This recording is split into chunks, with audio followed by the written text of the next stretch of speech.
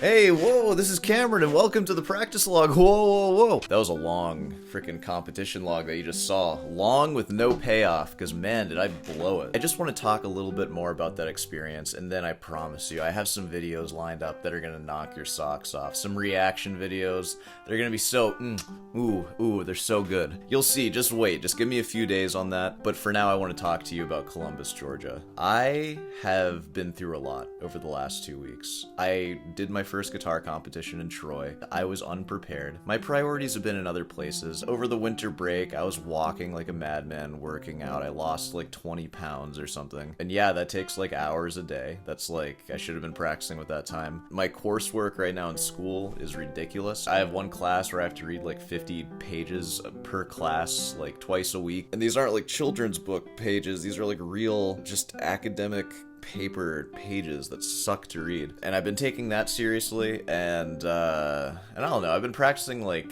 an hour a day, like at the most this semester, just because I don't have a whole lot of time, like, and between YouTube videos as well. So I went to that guitar festival unprepared. I had 2 pieces that were like barely memorized, and the pressure wasn't really on, so I kind of just played like it was any other day, and it felt good. And I did well in that competition. I got 3rd place. I was gloating about it for like 2 weeks after that. So after that, I was feeling pretty good. I went to Columbus, Georgia, which is a very large guitar competition. There were 30 competitors in this one. There were 10 in Troy, just to give you an idea. And my God, they were so flippin' good, even down to their bows, because I watched all especially the finalists compete. Even the finalists, like, there was a high school undergrad and open category, and I was in the open. I wouldn't have won any of those categories, by the way. Even high school. The high schoolers were like sick. Like, it was crazy. But even down to just their stage presence, they were all just like professionals. Like, all kind of equally as good, just with varying levels of nuance and detail. But all the like raw skill and technique was present in all of them. And then even after watching the opens, I saw David Russell play. I watched a whole concert of his.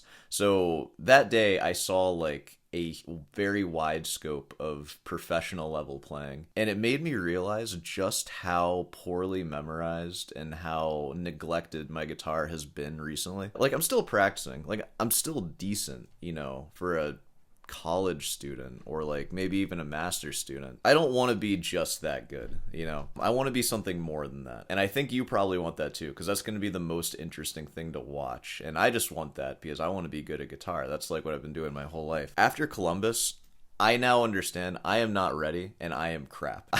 I am garbage. I have so much work I have to do, and where my pieces are right now is a joke, and I'm an idiot for like going there and thinking that I could compete. I am not ready. Now, I have a plan to be ready, and I already said that I was going to be doing a festival in Boone. That's already set up, so I'm still going to do it. I'm still going to compete, but I have a new practice strategy that's going to get me ready. I have a little over 20 days, like 25 days or so, which isn't very much time. But after this competition, I'm done. I'm done for a year, and I am doing this mandatory 5-hour minimum practice routine until next year. And we will see where I stand after that. Because I know that you guys think I'm crap. I think I'm crap too. But I think I do have the skills in there somewhere. And I just need to find a way to memorize my music better, and I need to find a way to practice better than I have been practicing. But I feel like my hands are there, and I feel like my performance abilities are there. Like, I don't freak out as much as I used to anymore when I'm under pressure. The facts are I just didn't have my music memorized as well as I should have at the time. So I believe that if I can get myself to that place, even under immense pressure, I will still hold it together because I trust my memory. I did not trust my memory in Columbus. I was very scared. In fact, when I was playing the Prelude, like, every fiber of my being wanted to run away. Like, I was having like fight or flight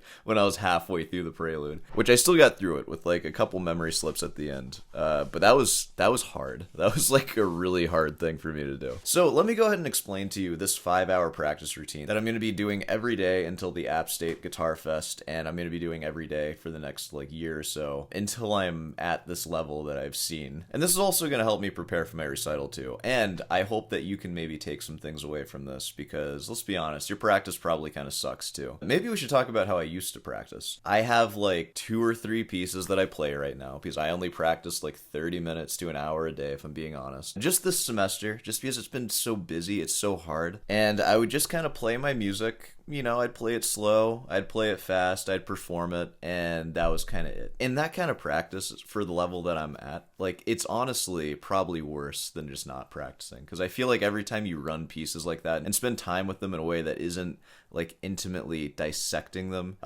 you're just, like, doing nothing, basically. like I can play through the piece, alright, but I'm not really working on it. So, that is changing. Here's what I've been doing. I have 4 pieces that are priority right now that I'm going to be competing with. And I have them on flashcards. I'm going to buy flashcards, but I ripped up pieces of paper for this right now. So these are my priority pieces. We'll go over them. And then here are the rest of the pieces that I'm trying to learn. That includes the entirety of 997, Sonata Giacosa, all 3 movements, and the Morel Sonatina. I'm bringing that Sonatina back because I think that's something that I can get really, really good, because I already know the music super well, but I'm refingering the entire thing because I learned it when I was a much dumber person. And so that's just a slow process. So I have 2 stacks. One's the small priority stack, one's the big entire recital stack. So because I'm preparing for a competition, we're mainly going to be looking at the small priority stack for the next month or so. Here's how this works. There's 4 pieces in here, and I'll go ahead and tell you. It's Lobe der Trennen, it's Sonata Giacosa Movement 1, it's Morel Sonatina Movement 1, and it's the Prelude to 997. Every day, I have 1 card at the top of the stack. Today, it was Lobe der Trennen. I practiced that for, I was gonna say an hour. It ended up being like an hour and a half today, so we'll say like at least an hour goes to that. And then all the pieces after, I practiced for 30 minutes for a total of 2.5 hours for the first practice session. And now, my priorities for practicing this, because I'm not just banging them out for 2.5 hours, I am primarily focusing on right hand. And in fact, every one of these pieces, especially the first piece because I have the most time, that's why it kind of turned into more like an hour and a half today. I will be writing out right hand documents for the entirety of the piece, the whole thing. Or, like, maybe if there's some stuff that's really easy, like I won't write it out, but basically the whole thing. So I'm starting with Lobe der Trennen, the B section, where things start getting a little spicy and hard, and I'm doing a lot of practice on that. Because guess what? A lot of my issues are just my right hand tripping over itself. So I'm finding focusing on just this sort of thing, it just cleans it up so much, and it makes my memory super solid. Because not only am I relying on like the harmony and just my ears, but I also have a memory of exactly where my right hand fingers go. And when you're that detailed with like every moment of the piece, it's pretty tough to forget it. And in this, it allows me to really focus on not getting any nail tone, like that kind of nail sound. So it'll just sound perfect, which is something that I noticed from these competitors, is that most of them, especially like in the finals in the open category, sounded perfect. Like even when they didn't, it was still perfect. And how do you get perfection, I think it's from this kind of detail. So I did Lobe der Trennen first today. Here's what I do. Take a card from the back of the deck, I move it to the front. So tomorrow, my primary focus will be the Prelude to 997, and then once I do my hour and a half or whatever, I go through them in this order again. So now the Lobe der Trennen, what I did today, will be the second piece that I work on, so it'll still be a little bit fresh, and it'll go further back into the stack as the days go on until it comes back again, where I will then solidify it. And that's going to be sort of the 4-day cycle of really working on these pieces in extremely detailed and meticulous way, and in a very long way. That's just the first practice session, 2.5 hours. I plan on doing this twice a day for 5 hours, which once a day would be fine, because the next thing that I'm doing, this is the big stack of pieces, alright? So I have 2 priority pieces in the not learned music. It's the Fugue to 997, and it's Sonata Giacosa Movement 3. So those stay at the front of the stack. I can alternate them every day or so, but those are always at the front. And then behind there are all the other movements of 997 and the sonatas and stuff. Those I will keep switching around, and some of them I haven't even looked at all. And I think I'm going to dedicate like either 20 minutes to each one, so it'll come out to like several hours or so. So I do my priority pieces for like 2.5 to 3 hours, and then this for 3 hours or so, for a 6-hour practice day where I'm looking at a ton of music. Do that for 6 months, all of this will be memorized and very thoroughly learned. And then that's my recital. I'm good after that. That's my competition rep too. And yeah, I'll be making right-hand documents for every piece that I learn going forward, because that's the kind of detail that's required to like go up on stage under pressure and to actually know that you're gonna play it well. Like, I'm sold on it. My teacher told me to do it. He's been telling me to do it for months. I was like, that sounds like some nerd stuff. I started doing it. It freaking works, man. It's good. So those are my practice strategies now. I think how they really deviate from how I used to do things, and probably how a lot of you do things, is you have your piece and you kind of work on it every day. Like shuffling through pieces, allowing any fatigue you build up on a piece to sort of go away over several days and then come back to it fresh. I feel that's probably going to work well for me, especially when I'm trying to juggle all this music. Like, how exactly do you systematically go through 15 pieces worth of music? How do you go through that in a way that makes sense, where you can memorize all of it at a recital level? And so, you know, I'm gonna try this. We'll see how it goes. I feel kind of bad playing anything for you right now. Like, I almost, and this is sort of the hard thing about what I do. Like, it's not hard. I love what I do here on Sore Hands, but a part of me wants to take like a hiatus and just like screw off for a year and practice, but I can't do that because this is my job, and you know, I have to keep you guys entertained. Who else is going to do that? And the answer to that is somebody else will, and they'll take my place, so I can't stop ever. But I will say, I kind of don't want to play anything for you for a while. I know that defeats the whole conception of this channel, but that is a feeling that I have, and I just want to be honest with you. I still am going to play for you. I think how it's going to go for now is I'm only going to show you masterclass videos, or if I am going to play for you in this room, I'm going to make sure the piece is like ready. I don't know, like after doing this right hand stuff, I just see how poor my music is, and like I see the path to get it better. It's so easy to compare myself to what I heard in that festival in Columbus. You know, it is kind of embarrassing just playing stuff that's not ready yet, just because I have kind of made a precedent of it. But whatever, it's fine. I'll still play stuff for you. Man, that was a wake-up call. And if you're someone in my position who's like, you know, playing guitar, maybe in school, undergrad or master's level or whatever, and you've never been to a big guitar competition, I recommend that you go to one and just watch the competitors. Because there is nothing like being on a stage and playing like the best stuff that you have and seeing other people do that, and just how good people can get even under immense pressure like that. It really shows you what you're made of, and it will inspire you to go and practice. And it'll also make you wonder what you've been doing with your life up until that point. But man, aren't you lucky that you finally woke up and went to the practice room. And you know, it also makes me think like, man, I'm in music school. It's really taken away from my guitar playing though. Like, my life would be so much easier if I could just practice guitar and just make YouTube videos. But I know, I already hear you guys. I'm gonna finish my master's degree. I'm gonna do it. But man, it is like, feels a little counterintuitive right now, except for the lessons and masterclass aspect of it. That is like the only reason why I can do any of this. But all the other academic classes, it's like, what am I doing here? All right, this is just a quick little one. I got reaction videos coming out. They're gonna be bangers, guys. Don't worry, they're gonna be so awesome. But before we wrap it up here today, I want to play you Lobe de Trennen, played in the last masterclass that I attended, and it was before I started doing right hand work. And I want this to be sort of a symbol of me playing before this intense practice regimen started, which I've been doing it for a couple of days now, but not for this piece. And you're gonna hear this, and it's gonna sound okay.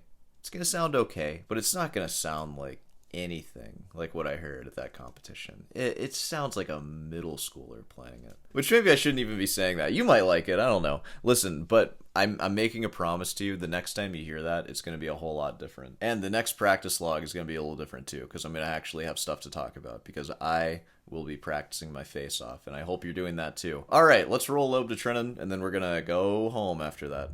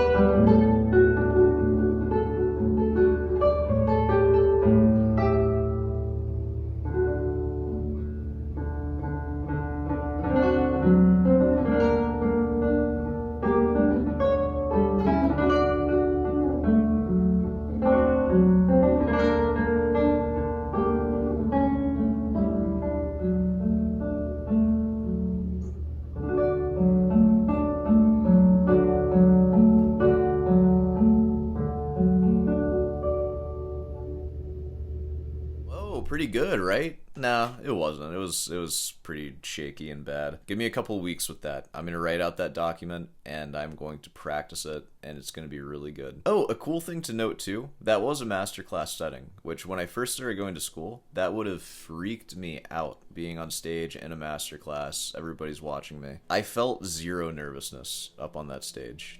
I didn't feel anything. I felt a little nervous before going on stage, but once I walked out, I was like, okay, this is nothing. And that is new. I've never not felt insanely nervous to perform for basically anyone. And that is purely something that came about from doing these competitions and like throwing myself into that fire.